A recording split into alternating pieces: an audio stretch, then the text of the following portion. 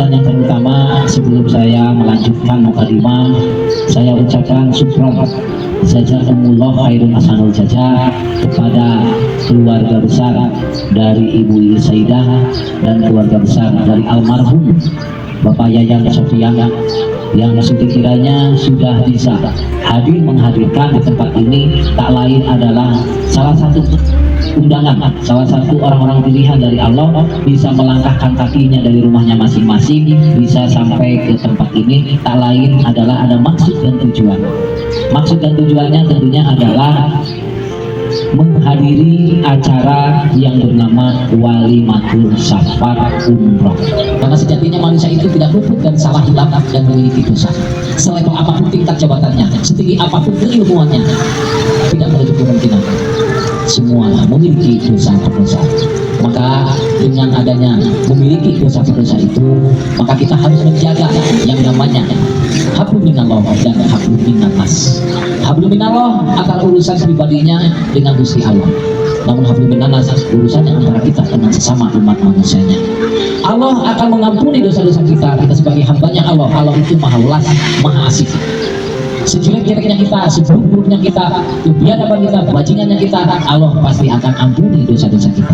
Tapi belum tentu ketika dengan hubungan hablum minannas, hubungan sesama manusianya, belum tentu ada manusia yang mau memaafkan ketika kita meminta maaf. Yang terpenting poin utamanya, ketika kita mau meminta maaf kepada sesama hubungan manusia, karena kita menyedarkan terlebih dahulu, akan tetapi orang yang akan diminta maaf dia tidak mau memaafkan kita, itu ranahnya sudah ke hablum minallah. Dengan niat yang sungguh-sungguh kita memangkaskan diri, mau merendahkan hati, bukan merendahkan diri, meminta maaf duluan itu lebih mulia di mata Allah ketimbang egoisme kita tidak mau memaafkan orang yang sudah meminta maaf. Itu berarti kategorinya sudah mengkerdilkan Allah. Padahal Allah itu yang maha besar, yang maha agung, yang maha tinggi, yang maha segalanya.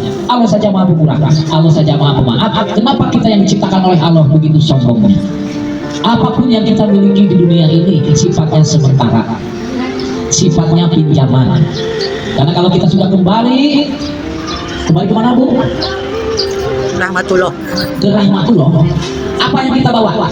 Tidak ada satupun harta benda, jabatan gelar yang kita bawa, hanya berupa amal soleh jariah.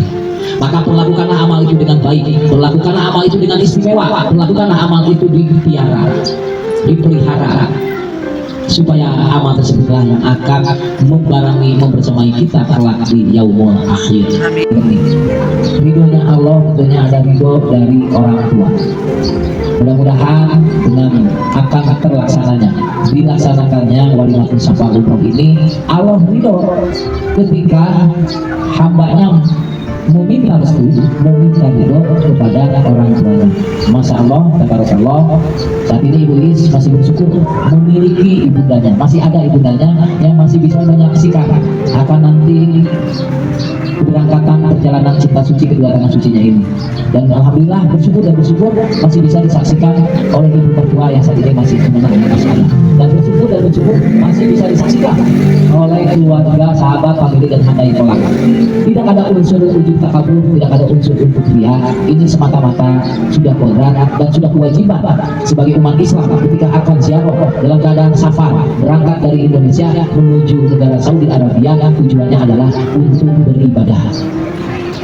Kategori ibadah di sana tentunya ibadah di mana-mana sama. Di Indonesia juga bisa beribadah dengan melaksanakan sholat-sholat fardu dan sunnah-sunnahnya. Akan tetapi ada keistimewaan dan keunggulan di saat beribadah ke dua tanah suci. Maka di dua tanah suci itu adalah ada tempat-tempat istijabannya doa, ada tempat-tempat terkabulnya doa, dan disitulah tempat melebur dosa-dosa kita. Kita mengemis, merengek, meminta memohon ampunan Allah. Sebelum mohon diampuni Allah, maka Walimatul Safar Umroh ini meminta diampuni dosa-dosa kita kepada orang tua, kepada saudara, kepada tetangga, kepada kerabat, dan juga orang-orang sekitar yang terdekat. Alhamdulillah, WI singkat salah memilah dan memilih biro perjalanan umrohnya Armina Reka Perdana dengan layanan-layanan yang diberikan tentunya adalah menyesuaikan dengan paket yang dipilih. Dan insya Allah kami sebagai petugas, salah satu petugas dari biro perjalanan umroh Armina Reka Perdana, panggilannya dengan Kang Haji Asik atau Kang Asik, alhamdulillah kembali dipercaya untuk bisa mendampingi, membersamai dulu keberangkatan umroh Maulid. Alhamdulillah nanti keberangkatannya tanggal 1 September 2025 ini